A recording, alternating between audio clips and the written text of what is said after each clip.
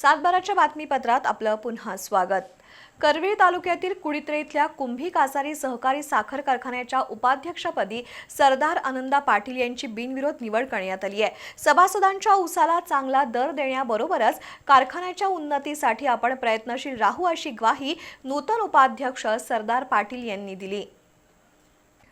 करवीर तालुक्यातील कुडित्रे इथल्या कुंभी कासारी सहकारी साखर कारखान्याची सभा साखर विभागाचे प्रादेशिक सहसंचालक गोपाळ मावळे आणि कारखान्याचे अध्यक्ष आमदार चंद्रदीप नरके यांच्या उपस्थितीत संपन्न झाली।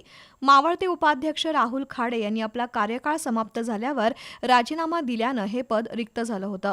उपाध्यक्षपदासाठी सरदार पाटील यांचं नाव संचालक पी.डी. पाटील यांनी सुचवलं, त्याला संचालक संजय पाटील यांनी अनुमोदन दिलं।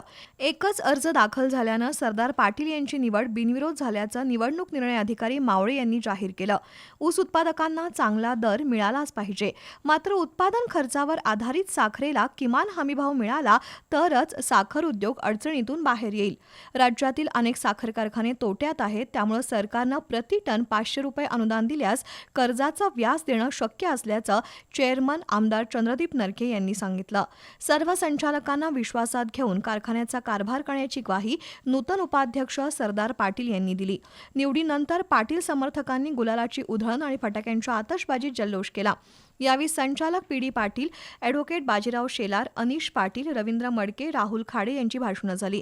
या सभेला कारखान्याचे संचालक दादा सोलाड, उत्तम वरुटे, विलास पाटील, किशोर पाटील, विश्वास पाटील, वसंतराव आळवेकर, सर्जेराव हुजरे, प्रकाश पाटील, युवराज शिंदे, के.डी. कांबळे, सुरेश काटकर, रवींद्र मडके, तानाजी पाटील, प्रमिला पाटील, धनश्री पाटील, कार्यकारी संचालक धीरज कुमार माने, सेक्रेटरी प्रशांत पाटील उपस्थित होते।